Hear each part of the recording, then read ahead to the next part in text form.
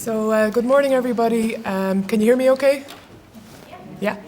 My name is Michelle Canavan. Oh, maybe it's not on. Good, I told you I could project. That might be a bit better, yeah? Yeah. Welcome everybody today. We're delighted to have you here. My name is Michelle Canavan. I'm a geriatrician here in Galway. I work in integrated care for older people, and I'm a professor of older adult health here at the university. So I'm delighted to be here for this session around evolving care needs for older people in long-term care. I spend a lot of time in that area myself. We heard yesterday from Professor Rolls about situational harmony and situational disharmony, and it struck me that that's certainly something we see around the transitions in and out of long-term care for older people or when their care needs change. So I think the policy around that is really, really important, and I'd be interested to hear more about it. So just without any further ado, really delighted to welcome our speaker today, José Luis. So he's a Director and Associate Professorial Research Fellow at the Care Policy and Evaluation Centre at the London School of Economics. He's also Director of the National Institute of Health Research Policy Research Unit in Adult Social Care, carrying out independent research to support the policy decisions by the English Department of Health and Social Care. He's a health and social care economist, specialises in ageing-related policies, the interaction between health and social care, and the economic evaluation of health and social care systems and services. So he was telling us there at coffee he's been involved in several high-profile reviews and involved with the House of Commons and Specialist Advisor. He's also had roles in the UK Treasury, the European Commission, Asian Development Bank and the World Health Organization. So I think you'll join me in welcoming what I'm sure is going to be a very interesting talk. Thanks very much. Thank you very much for that very kind introduction. And thank you very much, first of all, to Kieran and the rest of the organizing committee for the kind invitation. It's a pleasure to be here. As my title suggests, I hope, I would like to talk a little bit about the long-term care systems across Europe and think in particular about some of the challenges that they're facing. I don't presume to have the solutions to those challenges, otherwise I would be very rich somewhere. But I think these are some of the key challenges that I think are going to be faced by most long-term care systems, not just across Europe, but also, in all high-income countries. One thing I would say, I guess, is that when I'm talking about long-term care is a term that can be used to describe many different types of services, and it's used slightly differently in different countries. A lot of what I will be saying is referring specifically to, and I will go through the specific definition later on, but it's related to non-medical interventions, okay? So we're talking about what we would use in England, in the UK, we would use the term social care, okay? So it's non-medical interventions to support people who have got mental or physical health problems to cope with their impact on their daily lives. Before I go any further, I just wanted to thank my colleague Julia Pauschert from the CPEC, who helped me collect some of the information for this presentation. And then just to reiterate, so I'm going to have to summarize quite briefly some of the key features of long-term care systems across Europe. I'm focusing in particular on the systems that are looking after older people, and focus on three key challenges, which I think are really important for these systems. A lot of the data I don't have tons of data, but I've got some data. That data is, by definition, aggregated data, and that is challenging in some ways, so we need to keep that in mind.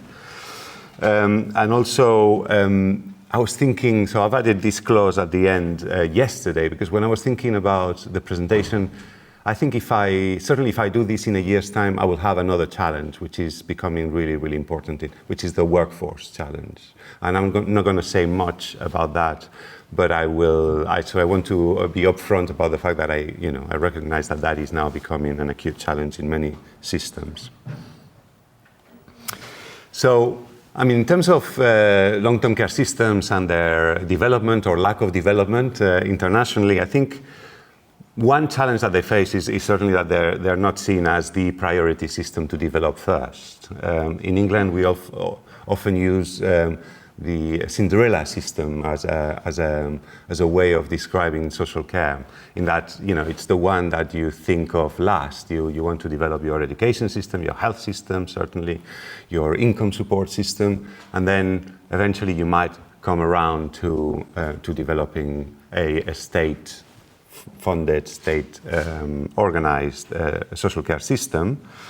That is partly because, obviously, there is a lot of substitution between and questions and variability and views on what should be the role of the state in providing social care support versus, for example, what families might want to. It's also, I think, because people don't want to think about it. You know, we don't tend to think about when we might develop dementia and might need support with our personal care needs. So there's partly a sense of I don't want to think about it, which, for example, has affected massively the development or the use of private insurance systems, which do not work anywhere, really. But there's also myopia, or just we're blind to, you know, we don't want to, we think that the state is going to be there because we've got national health systems and they're going to look after us in terms of our social care needs, and that is often not the case, but we don't realize. And there's also a little bit of stigma, as I was saying. We don't want to think about some of these problems because having dementia is still very stigmatizing, you know, living with dementia. So it's, you know, there are issues with that explain why, you know, it's not seen as one of the policy priorities.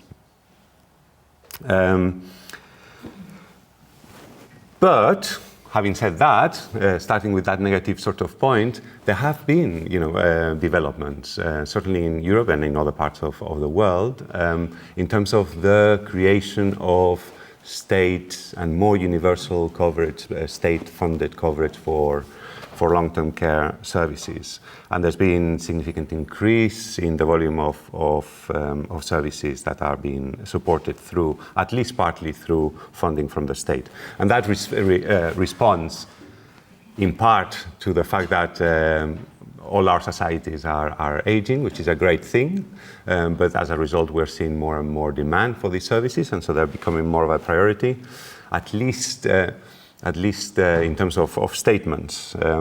Boris Johnson, I don't know if you know, all of you know who I'm referring to, but he's a bit of he's half comic, half politician, now full-time comic. But you know, the thing when he became prime minister, the statement he made was that he was going to sort once and for all the social care system in England, and that was, you know, seen as the first thing in front of number 10. That was his statement, and very little was done in terms of certainly the funding system, which was the key priority.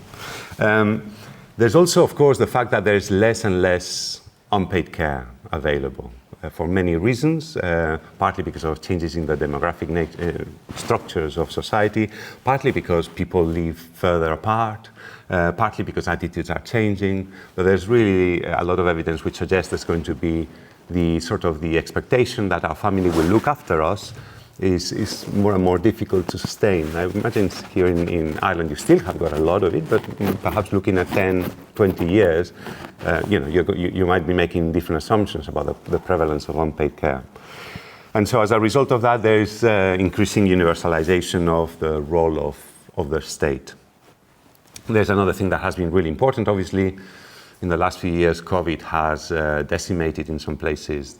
Really has had a very significant, dramatic effect on people with social care needs, with long-term care needs, in care homes in particular. And that has sort of, in a sort of perverse way, raised the profile of long-term care systems and the need, and emphasized the need to increase the quality of that support that is provided to people with very significant needs. So there's now greater, I think, public awareness than there was before. At the same time, governments are all struggling with the financial consequences of the financial crisis plus COVID, and therefore, in terms of availability of funding for reform, that is certainly a challenge. So I would argue that there is a little bit of a, perhaps I'm an economist. I should be very tight on numbers and trends, but I think, with a bit of imagination, we can see a little bit of convergence in terms of what some other countries across Europe are doing. So this is just I tried, and again, this is we could argue about these figures because what is within the social care system or not depends. And in England, for example, we've got a social security. It's a means-tested system. Okay, means-tested system is the famous means-tested system in Europe in terms of being quite draconian. At the same time, we've got a social security system which provides universal cash benefits for people with care needs. So which one do you look at when you define the? So it's all a matter of it's highly subjective, I guess. But here, what I'm highlighting is the dates when certain countries developed universal coverage, state-funded universal coverage, at least a little bit of universal coverage for people with long-term care needs, and of course. Not surprisingly, we've got the Scandinavian countries starting quite early, together with Netherlands. So 60s, 70s, and 80s, there were reforms leading to universal coverage, state-funded mostly, tax-funded mostly. And then later on, we had the big reforms in Germany, which is seen as the epitome of the social insurance system in long-term care. 95. Before that, we had the cash allowances in Austria. Luxembourg, they did implement a system. And then later on, we had the APA in France, in Scotland, free personal care. So within the UK, we have got very different funding systems and entitlements. And then Spain in 2007. As I say, you could add or remove some of these depending on your views. But what I'm saying is that for some time now we have seen the development little by little of universal systems, even if those have taken place much later than for other parts of the welfare system. But since there's a bit of a quiet, there's been reforms of those systems, usually to try to reduce coverage, but there have been those systems implemented. Now, what I want to show you now is not, those were the dates. I want to give you a sense of coverage, I guess. And so, apologies for the size of the font there, which I'm struggling to see myself even with my glasses. But on the left, we've got people who are supported to live at home. These are the Scandinavian countries. And you can see that the blue line is slightly odd. I think this is something to do with the OECD stats, because I've seen papers using similar data that describe the data in Finland like this, not like this. Oops, sorry. So let's just, I haven't been able to find what the problem is with those data, but I've seen papers from Finnish people using this trend. So let's just assume that this is the trend. Now you can see on the left how there's been a significant reduction for example, Denmark, but otherwise we're talking about, Denmark was very, very generous system. So this is the proportion of over 80s that are receiving some sort of support. On the left is support at home, on the right is in a care home. You can see how there is a lot more sort of homogeneity in the trends on the care home side. That's for a number of reasons, partly because it's a more standard service, okay? Whereas on the left, you might be talking about quite different things, quite different definitions in different countries. And there's also the needs of the people that require care home support are perhaps more homogeneous than on the left. So coverage can vary a lot more on the left. Where you stop in terms of who you support can often change a lot between countries and within countries. Anyway, but you see how there is a little bit of convergence towards between 25 and 30% in terms of home for over 80s. And on the right towards 10, 12%. There's a reduction, so the proportion of the over 80s receiving support in care homes has been reducing, and that's everywhere we're trying to keep people at home, partly on the grounds of economy, partly on the grounds that people tend to prefer to stay in their own homes. I think there's an interesting debate later on about this. So those were the Scandinavian countries. Here is the Central European countries, or some examples, France, Germany, and Netherlands. You can see how the Netherlands reduced, they had a big reform that slashed the entitlements to home-based support. And you can see how in Germany, there's been Is that Germany? Yes, it should be Germany, yeah. There's been an increase in reform which actually expanded coverage. That was mostly to do with looking after people with need for supervision and managing risk linked to dementia a few years ago. But also on the right, if you look on the right, again, it's much more homogeneous, and you can see how there is, again, more convergence towards that. I don't know, I'm going to start calling it a magic 12% or something like that. But there is, those systems are and this is 12% over 80s. I'm not making any judgment about whether that's right or wrong. All I'm saying is that there is generally a reduction and convergence towards that number. And then two southern European countries, Spain and Portugal, and you can see how the Spanish system on the left has been, which is now has got a universal system with entitlements.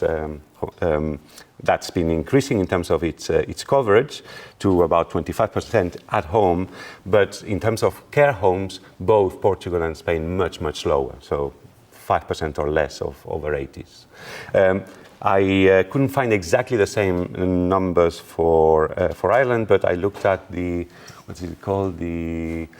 Health Information and Quality Authority, I think it's called, and so on the basis of their numbers, I think Ireland must be around 11% of over 80s receiving help in a care home.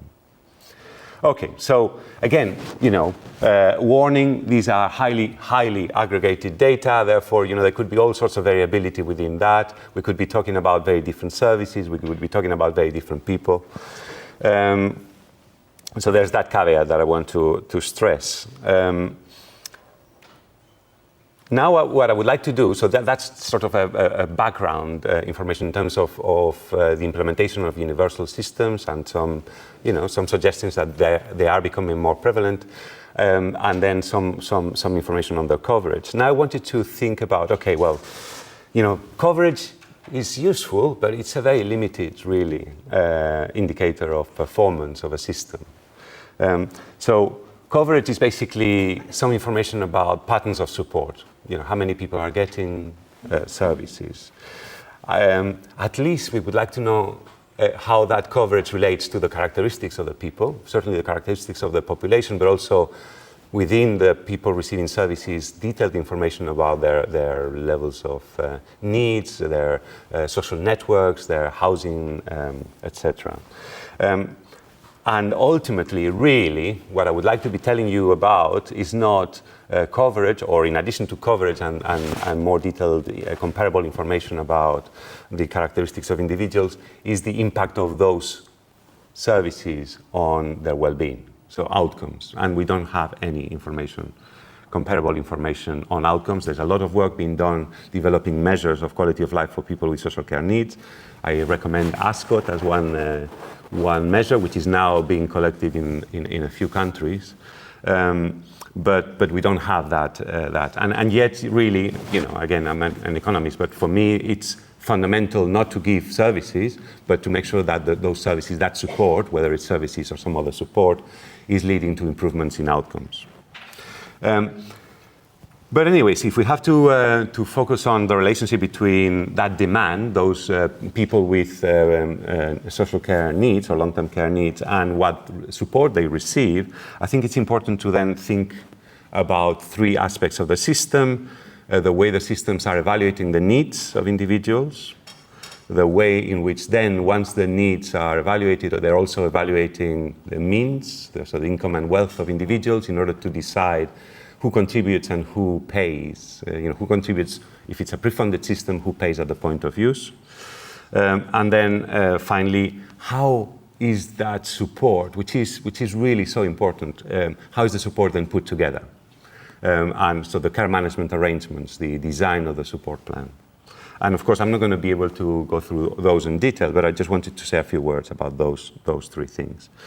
And of course, as I was said before, there are big differences, cultural differences in preferences, for example, about the role of the family and the state, and that is going to have to be reflected in the nature of those three things. Who we support, how we take into account their income and wealth, and how we organize and put together a support package which is flexible and which reflects the characteristics of the individual. So there's not going to be a system that works for everyone, that's for sure. And this is what I wanted to, and apologies for that. I'm going to explain, apologies for the size, not the graph. I think the graph is quite useful. But apologies for the size of the font. I'll explain what to focus on. This is actually quite old data, but I haven't seen a new Eurobarometer, more recent Eurobarometer that looks at this. This was basically asking people, if you develop some sort of long-term care need, what would be your preferred mode of support? And you see that dark blue. That dark blue is basically when people say, I would like to remain in my home and I want my family to look after me. And now there's huge variability. That's 2007. It might be that there is now more or less expectation that the family will look after me because perhaps there's less family to be there. But nevertheless, there's still huge variabilities in what people hope for. So on the left, you've got Poland, if I remember correctly. Yep, where you've got about 70% of respondents saying, I want my family to look after me at home. On the other end of the spectrum, you've got Denmark, 20%. So huge variability. That's obviously going to have implications in terms of willingness to fund formal services, contribute taxes, the nature of the design of the care packages, to what extent are you explicitly taking into account the role of the family or being carer blind. So clearly huge variabilities in terms of preferences and cultural expectations. Now, I think I've mentioned it enough. I'm an economist, so I'm very interested in funding systems because without the resources we cannot put together packages of care for people with needs and improve their well-being. And so I just wanted to spend a few minutes talking about some of the challenges faced by systems regarding funding.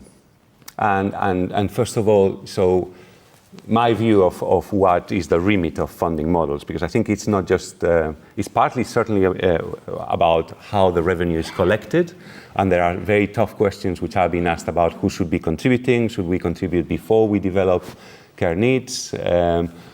People in work, all society, all the people, even if they don't have care needs. So those are really important. There's even differences. I'll give you an example later of how much you contribute depending on whether you've got informal carers. So there's all sorts of questions about how money is extracted from society to go into a pot that is hopefully going to support people with care needs. Obviously, we need to decide how much each of those is contributed. Should this be both needs and means tested? And there are all sorts of models out there, and I'll give some examples. Housing assets, the value of the home is hugely it's partly the easiest of solutions to this problem. Just take, in many countries at least, the older people tend to have a lot of wealth linked to their houses, and with a fraction of that you will be able to fund the full system, but it's something that politically it's a no-go area in many places, and we had a famous proposal that was put forward by the Tory candidate a few years ago, which implied taking £30,000 worth of people's assets, mostly their homes, at 65 and deferring the payment. You've got a deferred payment system here in Ireland in order to basically just have a universal insurance system for long-term care in England. That was then deemed the death tax, and that hurt the candidate very, very badly. So housing is incredibly important, both in terms of its capacity to contribute to the funding issue, as well as politically to ruin people's careers, I guess. And then how are those resources redistributed, in particular at the point of need? So means testing at the point of use, for example, is an example of that. What are we trying to achieve with funding systems?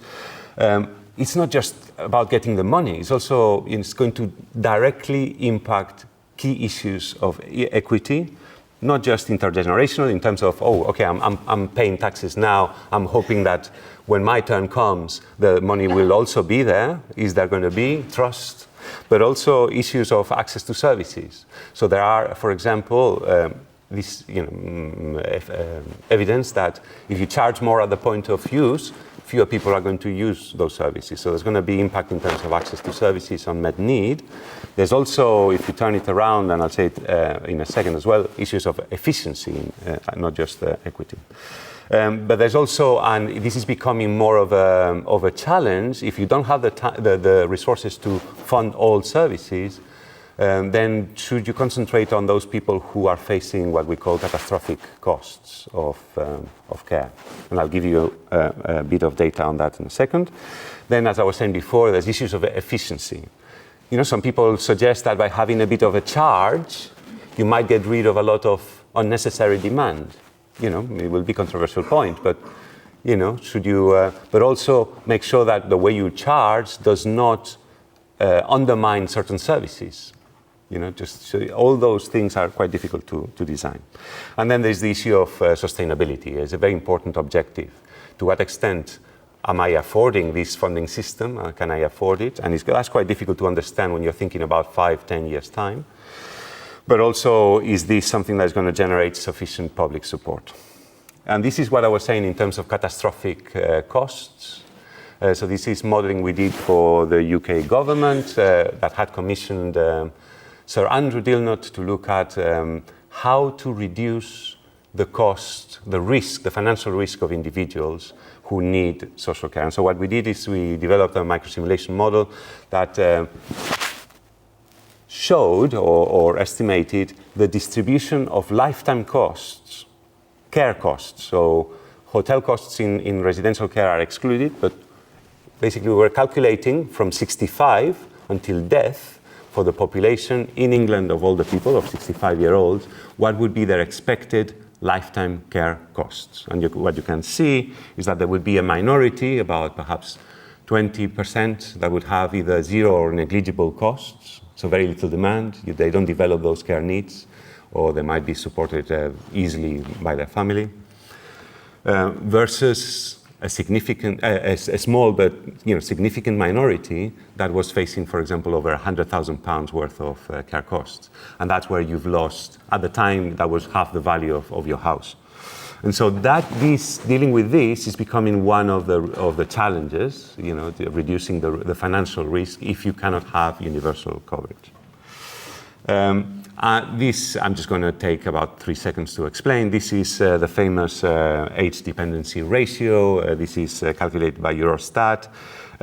This is very similar in most countries. It basically suggests that the ratio of people of working age to, or rather, the ratio of people who are older, not working age to working age, is basically increasing significantly, and that's going to be have significant implications in terms of the capacity to raise revenue for public expenditure. This is a graph that goes to 2090, 95. That's clearly, God knows what's going to happen then. But even if you just look at the next 20 years, you're looking at a very significant, very serious issue. So funding is going to be, I think, an issue, even if I understand some people argue that in Ireland it isn't. We were saying before, some people have expressed that opinion. Soon everywhere we're going to be facing again these issues of how we pay and therefore what we pay for. Main funding models, you've got these two extremes, or two poles, perhaps. One is the means-tested system. The example, as I was saying before, is in England. If in England you have got a house and you haven't got a dependent, you're not going to get any support with your care costs in a care home, for example. So it's quite a severe means test. I think I've included Ireland there in terms of care homes. No? I think it's fair to add it as to the group of safety systems. And of course, the safety systems, the safety net systems, are great in terms of minimizing expenditure, but they're not great in terms of ensuring universal coverage, ensuring buy-in to the system. It becomes, only for the poor. Whereas on the other hand, you've got these universal systems of in Germany, France, Spain, Nordic countries, and more systems, and those can be either through social insurance or through tax-funded systems like the Nordic models. There's also, I quite like systems which one can call a progressive universalism. So everyone is in, everyone gets something, but how much you get is going to reflect your income and wealth, because it's a way of sort of having your cake and eat it. Everyone is part, but people who can afford are going to contribute more. In France, you pay either nothing all the way to 90% of the costs.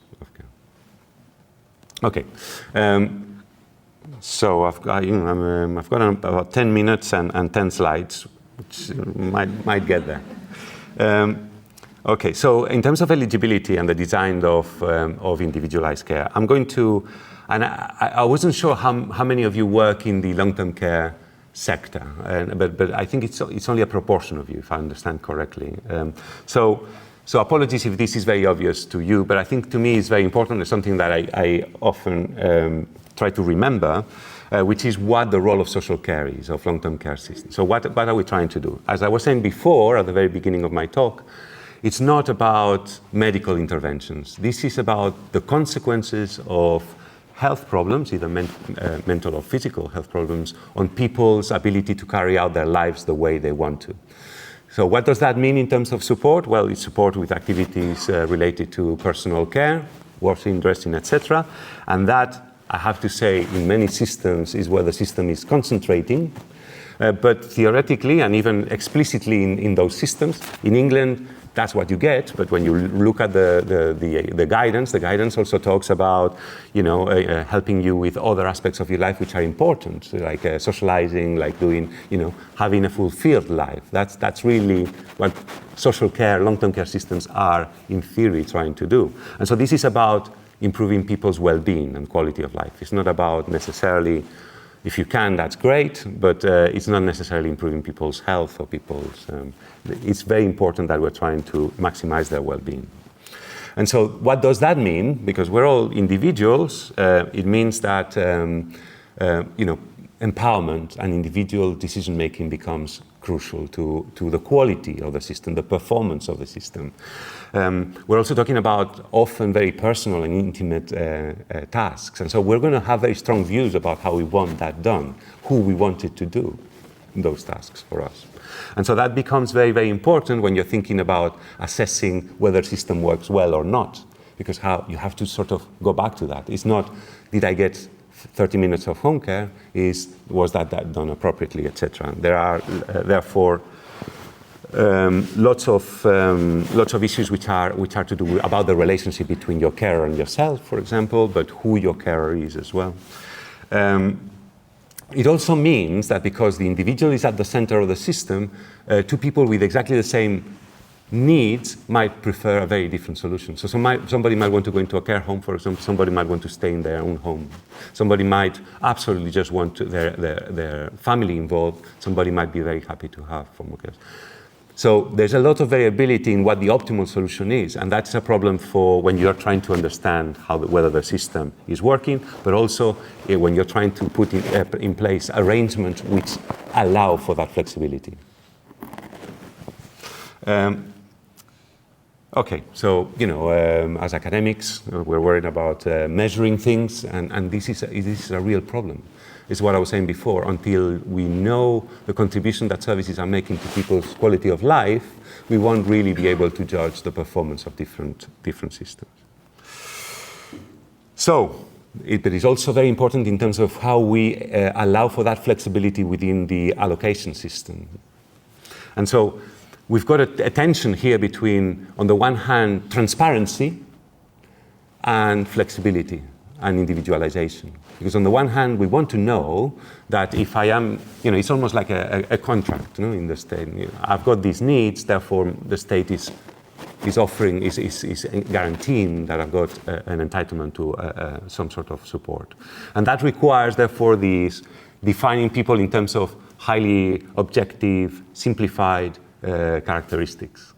Yeah, so the social insurance systems will always have algorithms to determine who gets what, with clear, in Germany you need to have had that need for at least 6 months, and you've got an algorithm in France as well. That is great in terms of transparency, it's not great in terms of the package of care. And so you've got how do you combine a system that is transparent and gives you certainty about what you get with a system that allows you to have the flexibility to design your support package in the most personalized way. And so you've got this tension between purely care management systems, like in England, perhaps, versus with some eligibility criteria, but which are so fluid that they're very difficult to pin down, and people can't take their local authorities to court, for example, versus things which are very highly structured, but perhaps lack flexibility. In Germany, they had to reform their algorithm because they could see that it wasn't flexible enough. But how do you integrate things of risks, issues of risk, issues of unpaid care into algorithms? Very tricky. However, if you've got an entitlement, that's going to have an impact on your how safe you are in terms of your access to services. This is what happened between 2005 and 2016. It's comparing, this is 65 plus, but it's the proportion of 65 plus that were receiving support in England, Germany, and France. Germany and France entitlement systems with clear algorithms. England, not. Well, in England, we had a halving of the proportion of 65-year-olds getting state support without a change in eligibility, an explicit change in eligibility. But local authorities had less money. And so together with that flexibility comes lack of entitlement, lack of safety, I guess. So again, I don't have the solution. It's just challenges. It's just, this is, so far I've been talking about countries. This is within England. In England, we've got 152 local authorities in charge of social care. And we see huge variability. So when I show you one England number, it hides huge local variability. This is just looking at the numbers receiving local authority care within the proportion of 65, the proportion of the numbers, the proportion. And you can see how, and they're ranked, every local authority in terms of that proportion. This is as a proportion of 100,000 older people. So you can see that it ranges from almost, 2,000, let's be generous, 3,000 all the way to 10,000. So huge variability. And from what I've heard, there is also variability in Ireland. There's variability in many, many places. And to be honest, variability might not be a bad thing because, if I'm in London, I don't want to get the same support than if I'm in Cumbria because the costs are different, the availability is different, the models ought to be different. But it's the extent to which you understand this variability, which we don't in England, for example. And then there's the issue of how do you, I've already mentioned, the difficulties of sort of reflecting on paid care. So I'll go rather quickly, but you've got these systems which are care blind. They're called care blind, where you say, look, I'm not going to try to incorporate the fact that you've got a carer into your entitlements, versus the ones that do. Japan, for example, when they developed their system, the idea was to make it explicitly care blind in order to not to sort of break the implicit duty of daughters and daughters-in-law to look after their parents. That was part of the... So do you go for something which is care blind? You don't take into account carers. If you do, it's going to be more expensive because carers do the lion's share of the caring. And there's also, you're trying to support their workforce participation. Or do you actually take into account whether carers are present? In England, you do. You're allowed, local authorities can. So if I assess your needs and I find that you've got eligible needs, you might not be entitled to care because your family is already looking after you. That's a lot cheaper. So then you might want to develop support. I don't want to totally criticize England, and I'm not going to allow me back. But you can develop, then support systems for carers. But obviously there are very difficult challenges here in terms of where you want to go with your system. And cash payments is one way of squaring these circles in terms of providing cash to either the individual with care needs or their carers explicitly. Quite often when you provide those cash benefits to the person, then it's the carer that gets them. In Spain, it's supposed to be exceptional. Happens is the vast majority goes to carers. In Germany, the same, and I'll say a little bit more about that in a second. But cash payments, it was at one point, perhaps 10, 15 years ago, they were seen as this wonderful thing that was basically maximizing empowerment, giving people the choice about what support they were going to get, and reducing the costs as well, because the individual was going to vote with their money, and therefore, in England we've tried to push them very, very hard. There's been several reforms, which and this is the distribution again of the proportion of older people or younger adults receiving support from their local authority that receives direct payment.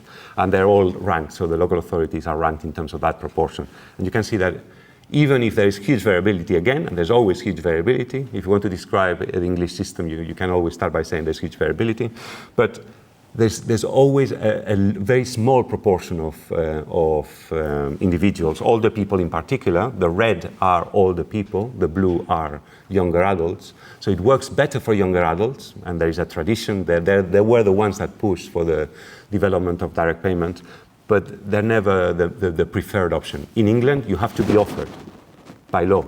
You have to be offered. Once you're seen as entitled, they offer you, do you want a direct payment? Okay. I've forgotten to mention something that was quite interesting related to this, and it's the example of Germany. Because Germany, they are care blind in terms of not saying anything explicitly about carers, but it's also a highly familial system. It's a Bismarckian system, and there is really a cultural expectation that the family is going to be there to support you.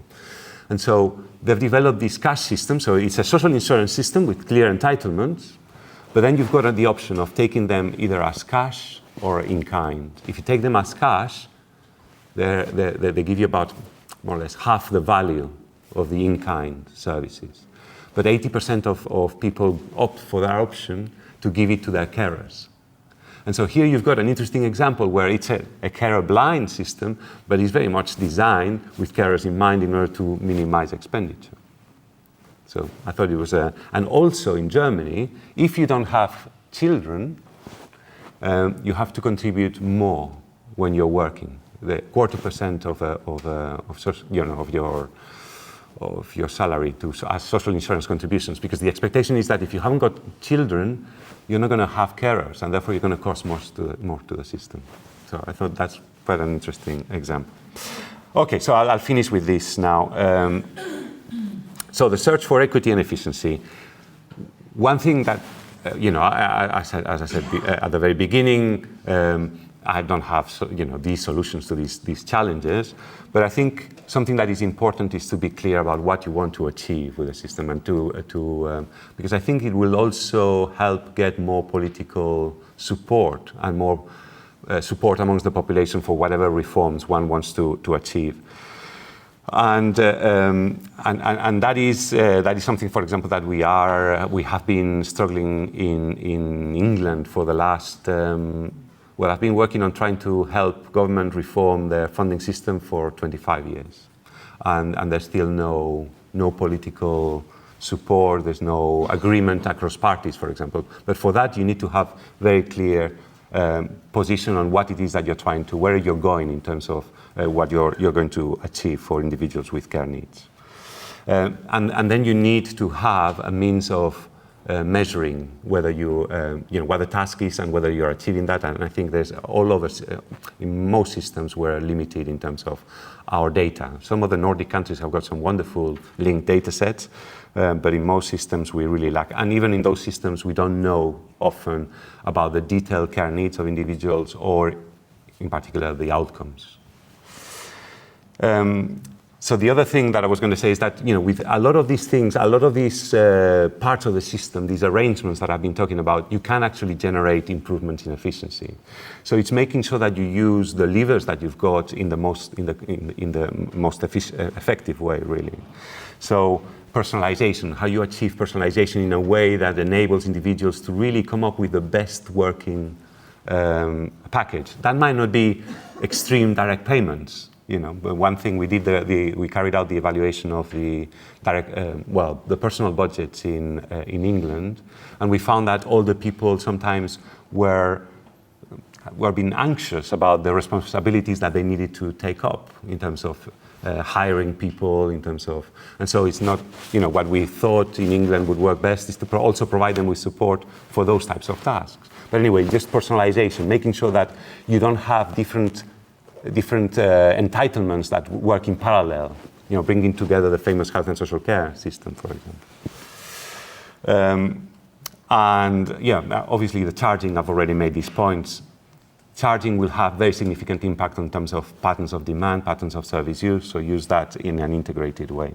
And then, I finish on something that might be anathema in some places, but I think using markets in clever ways, and that is not necessarily for profit, but in Sweden, for example, they're now relaxing. They had this very anti-market attitude, and now they're allowing voluntary sector providers to be part of the picture in a way that is likely to lead to more creative solutions and hopefully more cost-effective solutions.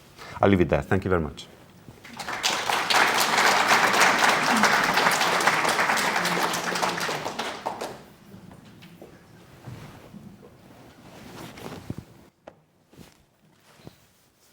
Thanks very much. That was such a thought-provoking talk. I'm sure there's lots of questions in the audience, and we have some microphones. Okay, I've got a lady there. The microphone's there. Yeah, sorry. It's on this. One of the things, I wasn't carrying, but one of the things that growing old is not for the faint-hearted. And not being too far off 65, I'm sitting here going, holy sweet divine, this is my future. But, there's different things that we can talk about in relation to how did we get here. One of the things is neoliberalism, this notion of individuals being at the centre of everything. So we don't have a community.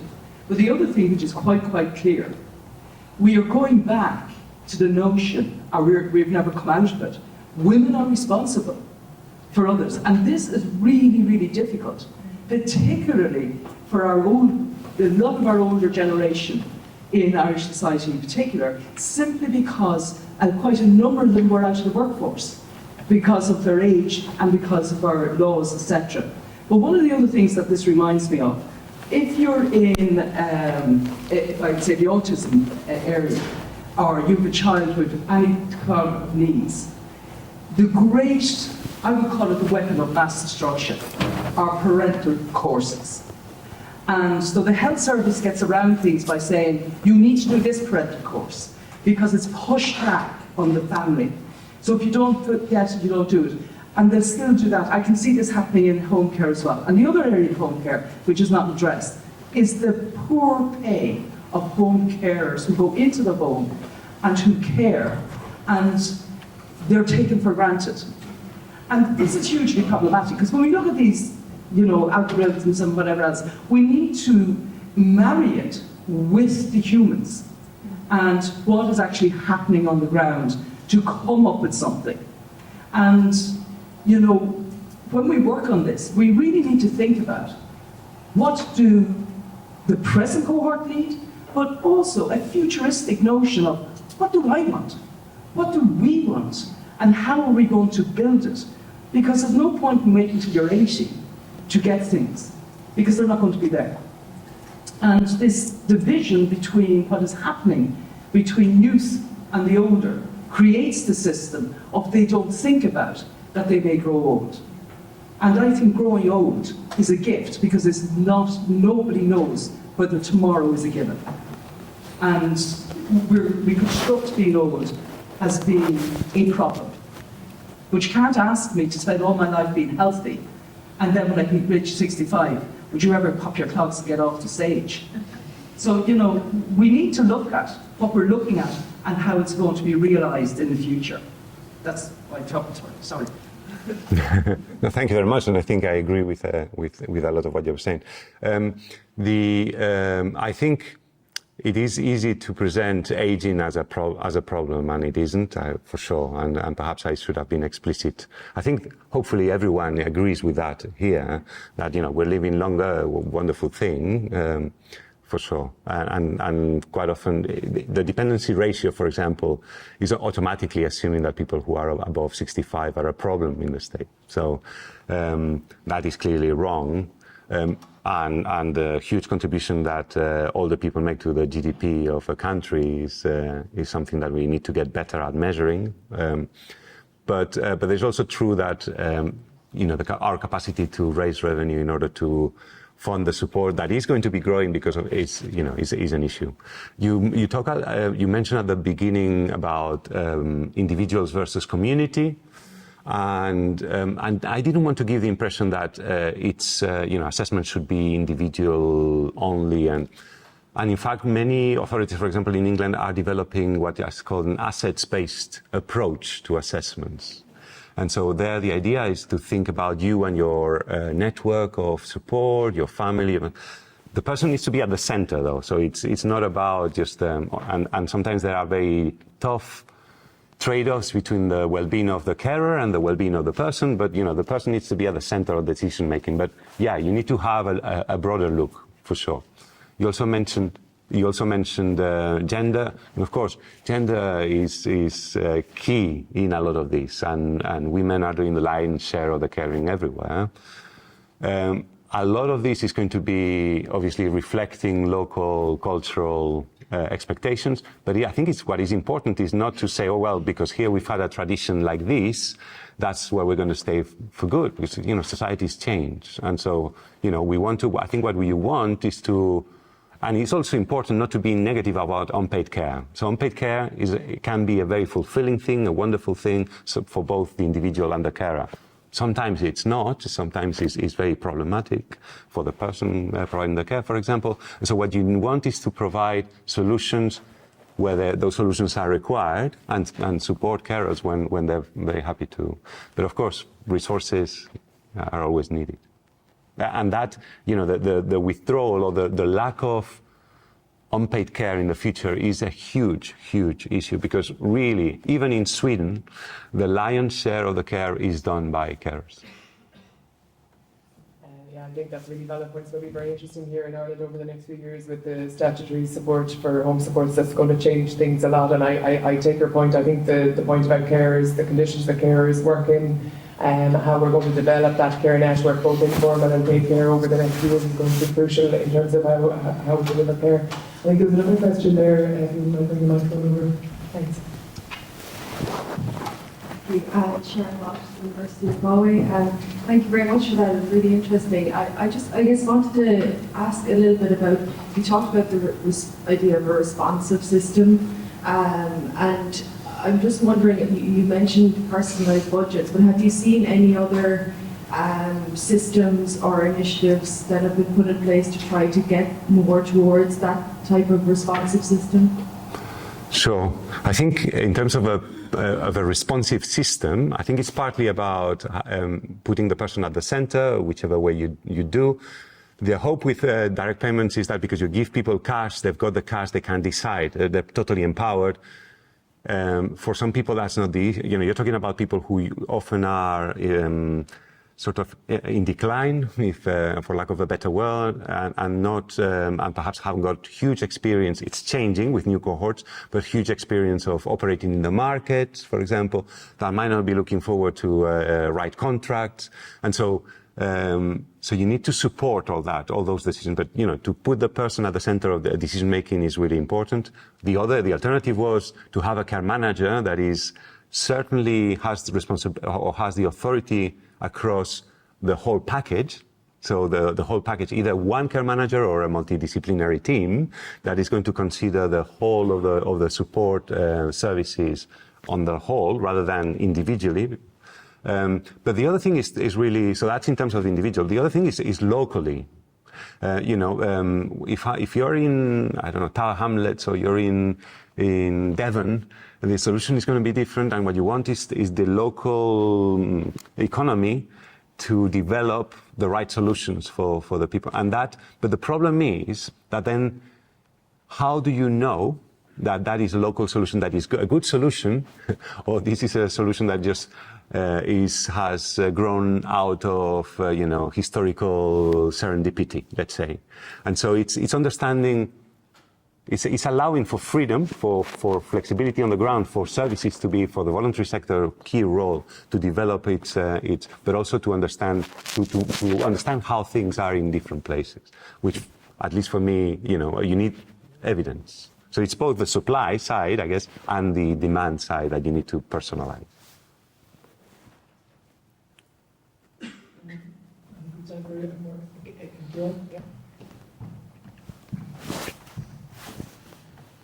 Thanks very much, José Luis, for such an expansive overview of all the key issues. One thing that you mentioned that you weren't dealing with, which of course I'm going to ask for, workforce planning and those kind of elements.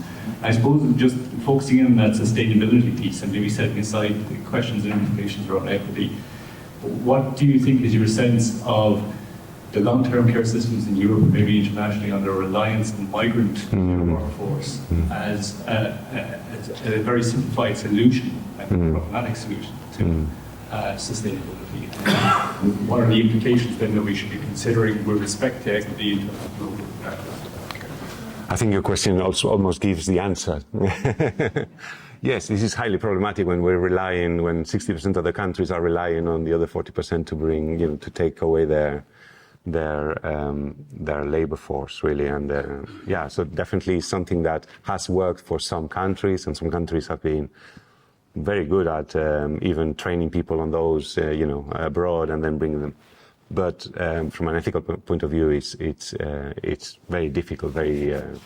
It's not something that many people feel comfortable in the long term, in particular. But the answer then is, how do you value the people that are, the nationals, as it were, so that nationals are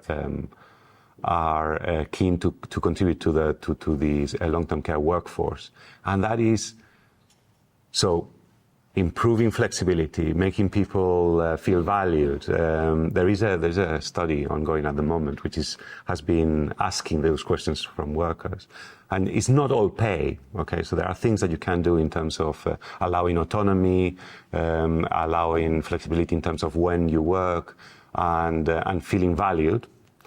But there's a lot which is about pay, and the problem is that it's so expensive. So we need to value the workforce, the long-term care workforce, for what it's producing, which is a lot of well-being in society. But that's difficult. It's easier to say than convincing the treasury to invest the money.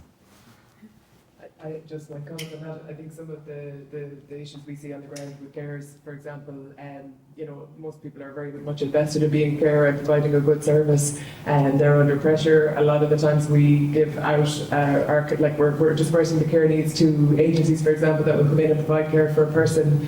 But that agency might be told, okay, you can't walk the person, you're not allowed to walk them outside, you're not allowed to do medications, you're not allowed to do all the things that they actually need or might want, or God forbid they might say, well, actually I don't want you to do any of this, I want you to bring me out to the pub every week, and that might be what's of value to the person. So we talk about all these policies and protocols being person-centred, but actually it's still us telling you what you're going to get, and certainly in Ireland, and maybe make some generalisations here, but I think that autonomy of the person, and as you talked about flexibility, there is very little flexibility in how this is delivered just by way of the way it's provided.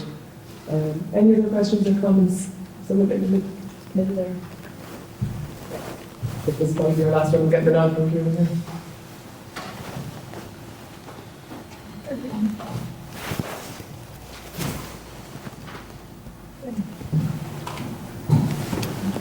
Sheena Connolly, the Economic and Social Research Institute, and thank you very much for the presentation. It overlaps with a lot of the work that we're doing as well, coming from an economic perspective. I suppose one of the things in Ireland, we have the statutory scheme for long-term residential care, which is similar to other countries. It takes into account people's wealth and that, makes a contribution. The wealth generally, in the majority of the time, is the house, individuals living in. But we're having a housing crisis in Ireland as well at the moment, and we know that in probably 20, 30 years, when in the Irish context, because we're a bit younger than the other European countries, when things are going to really hit us, a lower proportion of the older population are going to have their own homes as well. So, it's kind of a double challenge, but I just wondered, was there any solutions from other European countries? Because I think some of them probably have lower health ownership levels anyways. Just had to look at learn, I guess, before you get there. So, I mean, if you talk to a London director of adult social care, London, clearly, housing is hugely problematic. So what they're trying to do is to come up with partnerships with the private sector to develop extra care housing as a way of getting some of the older people that are in sometimes very large, very, very expensive houses to move to an extra care housing, so that they're going to be able to go into a care home earlier, but in a way that they don't need to go into a care home because it is extra care housing. They're still the owners. They're still they feel like it's their place, it's their home, and so that's one strategy. But again, it's one strategy is not the solution. Okay, well, we might draw to a close then, and thank José Luis again. Thank you for a significant talk.